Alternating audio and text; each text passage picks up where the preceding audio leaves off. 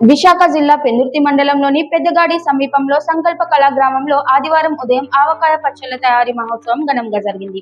ఈ కార్యక్రమాన్ని వ్యవస్థాపకులు ఆకుల చలపతిరావు నేతృత్వంలో నిర్వహించారు. కార్యక్రమంలో ముఖ్య అతిథిగా పాల్గొన్న సేవ్ స్వచ్ఛంద సేవా సంస్థ వ్యవస్థాపకులు విజయరామ్ మాట్లాడుతూ ఆవకాయ పచ్చళ్లు ఆరోగ్యానికి ఎంతో మేలు చేస్తాయని తెలిపారు. సాంప్రదాయ పద్ధతుల్లో తయారు చేసే ఆహార పదార్థాలు మన శరీరానికి సహజ రక్షణ కల్పిస్తాయని ఆయన అన్నారు. రాజీవ్ దీక్షిత్ కూడా ఆవకాయ పచ్చళ్ల ప్రాముఖ్యతను వివరించారని గుర్తు చేశారు.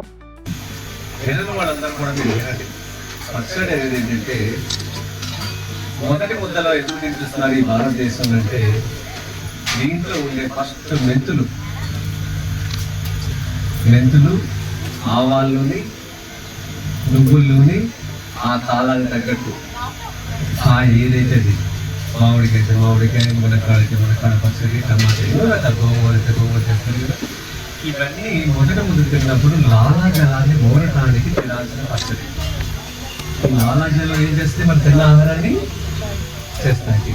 అంటే ఈ పచ్చడి అనగానే రోడ్డు అది ఈ పచ్చడి తినేది.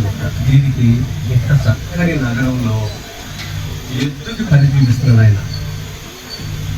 ఈ ఎద్దు ఎంత గొప్పదండి. బసవన్న గడ మీద తాడేస్తే తిరుగుతా ఉంటుంది. నూనె వచ్చేందుకు తిరుగుతా ఉంటుంది. ఏం అనుకోకు ఎంత గొప్పదండి.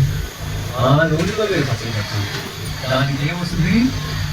పవిత్రత వస్తుంది. బసవన్న ఇది శివలింగం. వాళ్ళు శివలింగంతో పూజిస్తారు.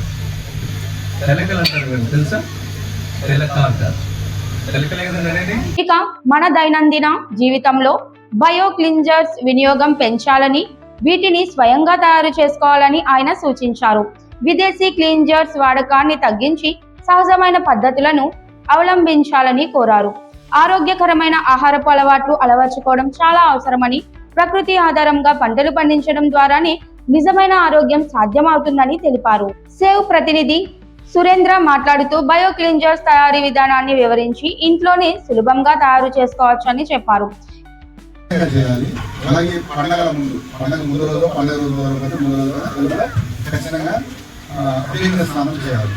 ఈ నువ్వుల లక్షణం ఏంటంటే మన స్కిన్ లోకి వెళ్తుంది, స్కిన్ దాటి భూమిలోకి వెళ్తుంది, భూమి లోపల భూమి కూడా శక్తి ఇస్తుంది. కాబట్టి వారం ఒకసారి అదొక పోషకం అన్నమాట.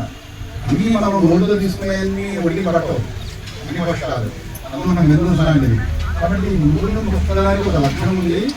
స్కిన్ లోపల నుంచి భూమి అక్కడే కదా మనకి తెల్లబెట్టాలని తయారవుతాయి. దానికి కావాల్సిన శక్తి అంతా ఆ పెట్టిన స్థానం వల్ల ఇలా అందుతుంది అనమాట. కాబట్టి ఖచ్చితంగా మనం చేసుకుంటే రోగ నిరోధక శక్తి మనకి పెరుగుతుంది. వారానికి ఒకసారి ఖచ్చితంగా చేయాలి. అలా ఆ నువ్వులనే వాడుకోవాలి. ఇప్పుడు మనం వారానికి ఒకసారి చేసే తలస్నానం గురించి ఆలోచిద్దాం.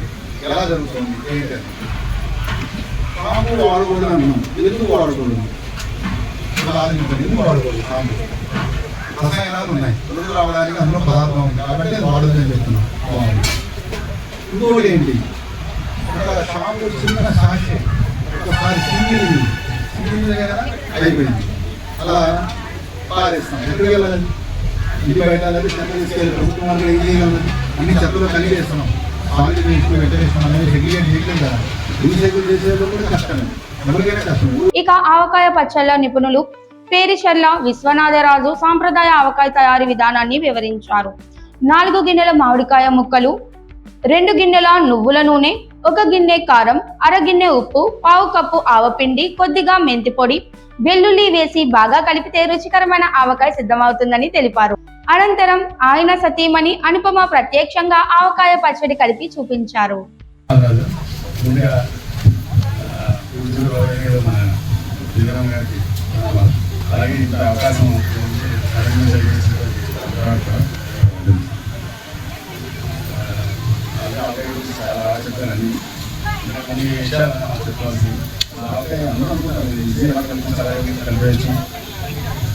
లేదంటే యూట్యూబ్లో దొరుకుతున్నాయి.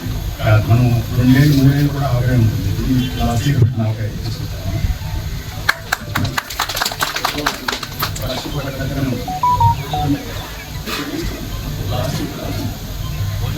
ఇది ఎందుకు అలాగే ఉసిరికాయ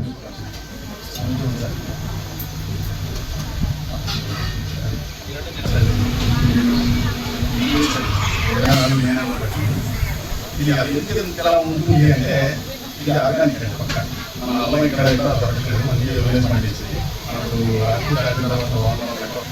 పండించినటువంటి అల్లం తీసుకొచ్చి మనం చేస్తాం అలాగే ఉసిరికాయ కూడా అడుగులో దొరికిన ఉసిరికాయ తీసుకొచ్చి సో దీని ద్వారా ఏమవుతుందంటే ఒకప్పుడు 50,000 అలాంటి మంచి పదార్థాలు ఉంటాయి అది లేక నిలబడి అది ఒకటే కాదు మనం చేసుకునే పద్ధతులు తర్వాత ఏ కార్యక్రమం కోసం తర్వాత ఎలాంటి చెట్లు తెచ్చుకోవాలి ఇవన్నీ చాలా సైన్స్ దీనికి టైం చెప్తాను అలాగే